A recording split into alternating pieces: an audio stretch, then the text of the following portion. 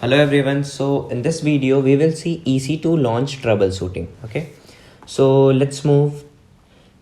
The first type of error that we can get whenever we are launching an instance is instance limit exceeded, and this error basically shows that we have reached the maximum number of vCPUs in a region. Suppose we are provided a limit of like 64 vCPUs and we reach that vCPUs in a region, then this error might occur. Okay, like instance limits are set on a per region basis. Suppose if you are in US, so your region, whatever your region is, that will be your instance limit will be set as per your region only.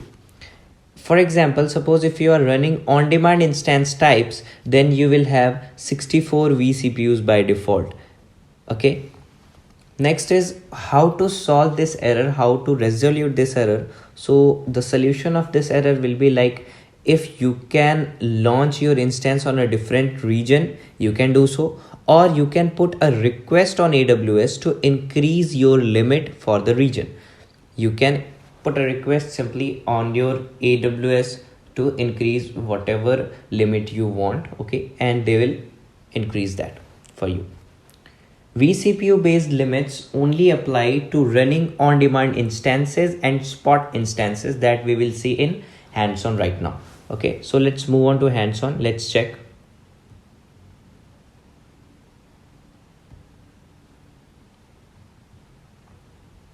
So here is our EC2 dashboard. Let's see something like the first thing is how we can check whether what is our limit of vCPU. Okay, so let us check.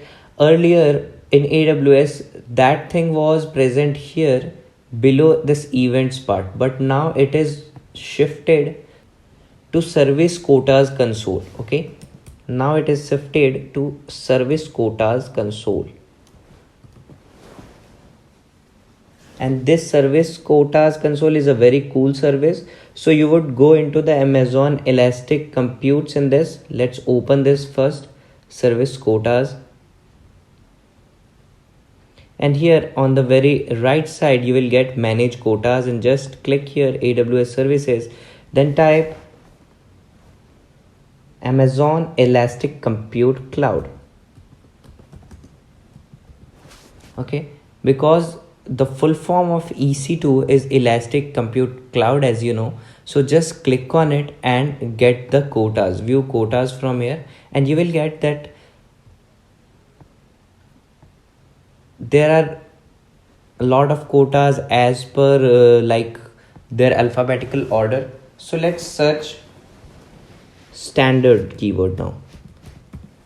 All standard spot instance request has a 64 limit, and running on demand as well has 64 limits. But now here you can see that I have 32 because I have applied account level quota value, right? Let's check it. Here I can also increase, like if I reach this 32 vCPUs, then I can just request increase at this account level. Okay, and let us see that which type of instance holds how many vCPUs. So we can check that by launching an instance in EC2. So whenever you are launching an instance in EC2, so just click on it, launch instance. Okay, and then check your instance type, and in that instance type vCPUs are given, that how many vCPUs an instance is taking. Suppose this t2.micro takes 1 vCPU. Okay, and we can compare instance types from here. Suppose I had 32 vCPUs in my limit. Okay, 32 vCPUs in my limit. So suppose if I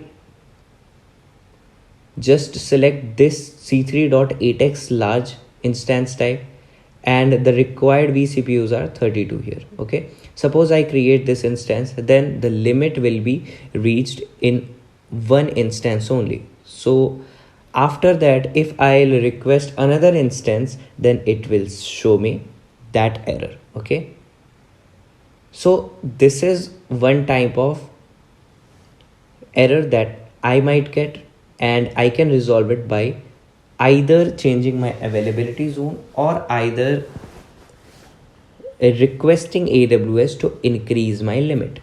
Next is,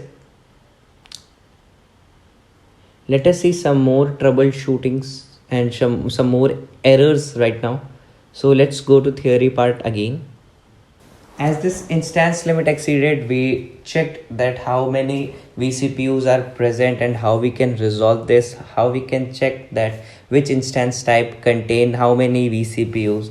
Okay, next type of troubleshooting is insufficient instance capacity. This error occurs when AWS doesn't have enough on-demand capacity in the particular availability zone where your instance is launched. And solution is, you can wait a while before requesting. You can, suppose if you are requesting continuously, then just take a break and then again you can try after some time. Next is, suppose if you are requesting for 5 instances. Okay, so rather than applying all at once, you can break down the request and request multiple instances one by one. Okay, if needed, submit a request for a different instance type too, and then you can change that instance type as per your requirement, as we have already seen that in our previous videos, that how we can change the instance type. Also, we can request the EC2 instance in a different availability zone. We can request EC2 instance to be launched in a different availability zone so that that zone should have enough on-demand capacity and we do not get this type of error. Next is, instance terminates immediately. Suppose if you are creating an instance and from pending it just goes to terminated and it doesn't shows you running or stopped.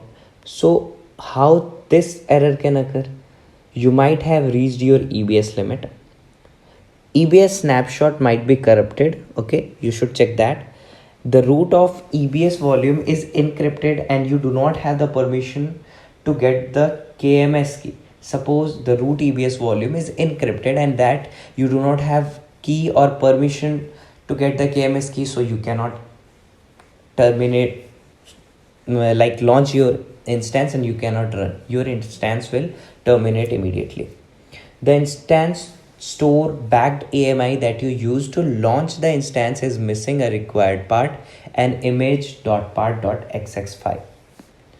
Next is, to get the exact reason why that error is occurring, why that instance is being terminated immediately, then you can check out the EC2 console of AWS. In that instances and in that description tag, you can note the reason which is next to the state transition reason label, and you can check that reason from there, and now you will know that what is the reason behind the termination of the instance. Okay, so I hope you got this video correctly, and now you can troubleshoot if these type of errors occurs while you are working in AWS. So thank you, and let's meet in our next video.